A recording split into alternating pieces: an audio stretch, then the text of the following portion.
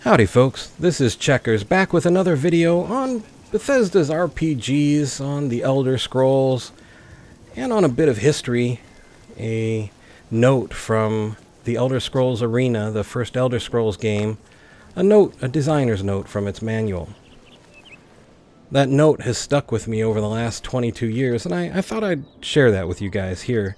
Because there's been a lot of talk and a lot of concern about the fact that we probably won't see the next Elder Scrolls installment, the next numbered installment in the Elder Scrolls VI, for a number of years, and that is distressing. I mean, I'll be the first to admit that I will really miss building a new character, seeing more Khajiit, maybe building myself a vampire Khajiit once more to roam the lands of whatever province. Please let it be elsewhere. But the reason we're not going to see the Elder Scrolls VI is because we're getting two brand new full-size Skyrim / Fallout 4 size games, presumably open-world RPGs, the thing that Bethesda excels at. And that's why I wanted to share with you that excerpt from the Arena manual, the thing that's stuck with me over all these years, because if I occasionally sound like a bit of a Bethesda fanboy, well, 22 years ago with that little excerpt from the Arena manual, they sort of bought a bit of faith with me, and I thought I'd share that with you. So this is that note. Remember the old pencil and paper RPGs? The limits of your adventure were only defined by your own imagination. The dungeon master didn't force anyone down a particular path if he knew what he was doing, but instead allowed the players to explore the world he had created. If you wanted to stay in the town and become a local hero, fine. If instead you wished to step into the shoes of a starship captain and save the universe, that was also fine. A good DM had lots of imagination and all the answers. The players provided the adventure. In the Elder Scrolls, we have strived to put the fun back into role-playing. We have given the world many areas of exploration, over 400 places where death can be dealt in new and exciting ways. It is a place where those of you who love combat and spellcasting can earn fame and fortune by proving your prowess in battle. Among the hundreds of quests present in the world, the opportunity to save the Empire is there.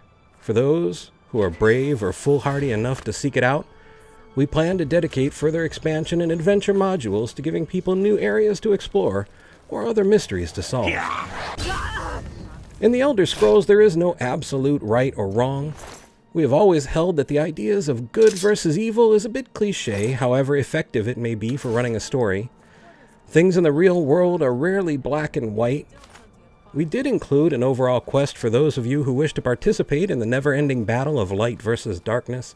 Failing this, however, only means that particular character or adventurer has met an unfortunate end, not that the game is over for the dozens of other characters you might otherwise have chosen to play.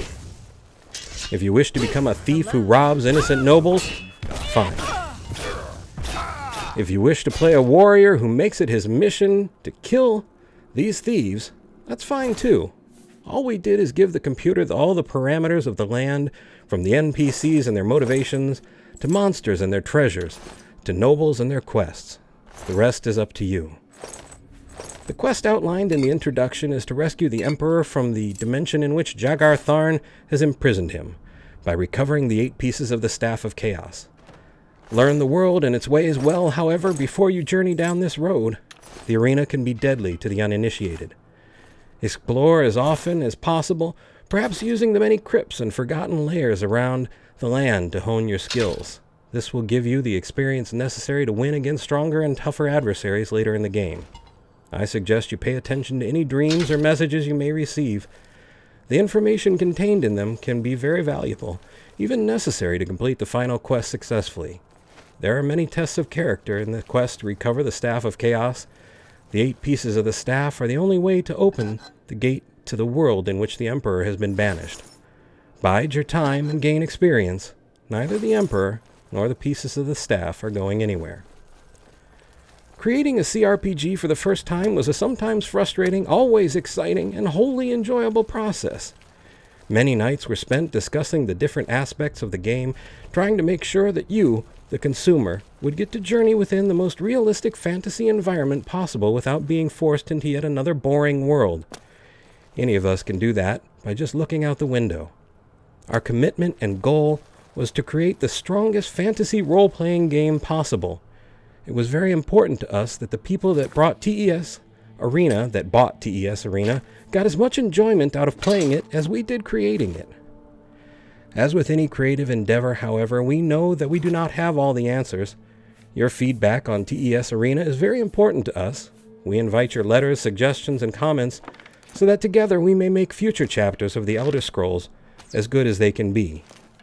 With that said, may your sword be sharp and your spells close at hand, for your adventure begins here. Vijay Lakshman, Chief Designer. And that's the opening designer's note to the very first Elder Scrolls Arena. And like I said, it's stuck with me for all of these years. It's something that I remembered and I was grateful for. The ability to seek my own path, to do what I wanted to do. When I played Oblivion, I didn't finish Oblivion until after Skyrim came out, and I got Oblivion the moment it came out. It's the way I tend to play all the Elder Scrolls games. I don't want it to end. I don't want to do the ending quest and see what happens. I want to be there. I want to be a thief. I want to be a warrior. I want to be an assassin of the Dark Brotherhood. I want to see it all. I want to do it all. I want to find everything. These are really exciting things, and that's why we love the Elder Scrolls. But the Elder Scrolls aren't really the only thing that allows us to do this. Fallout 4, Fallout 3 are a little bit different, but they allow us a very similar degree of freedom. And I think it's entirely possible that whatever these new properties are that Bethesda is working on, well, that they'll be the same. So, yes, it may be distressing that we won't see the Elder Scrolls VI for some time, but what we might see in its place, until we see it, could be just as exciting, maybe even more so, because really anything is possible. Maybe we will be that starship captain. We will get to see other worlds, other places, other times. Maybe we'll enter a world we've never even imagined. I don't know. What I do know is that since 1994, with all the numbered Elder Scrolls and Fallout 3 and Fallout 4, I've had an amazing time playing Bethesda RPGs. And I think it's worth giving them the benefit of the doubt to see that these new titles are made and what they do with them, because they'll learn from them one way or the other. And the Elder Scrolls 6 will be better, that much better, for whatever they do and whatever they learn. So, thank you for joining me on this journey through Oblivion today, and thank you for listening to me and a 22-year-old note that I just wanted to share. I thank you all very much for listening, and, well, for joining me, whether it's in the Elder Scrolls or Fallout 4 or wherever we play. We're gamers, we have fun, and that's what we do. Once again, this has been Checkers. I would like to remind you that I have a Twitter link in the description of the video and on my channel main page. If you're on mobile, it'll be on my channel About page. Also, if you look in the upper right-hand corner, you will see a small letter I with a white circle around it. These are cards and links to other videos that I've made.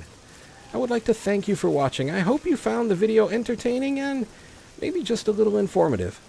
I would like to invite you to subscribe and ask you to please take care.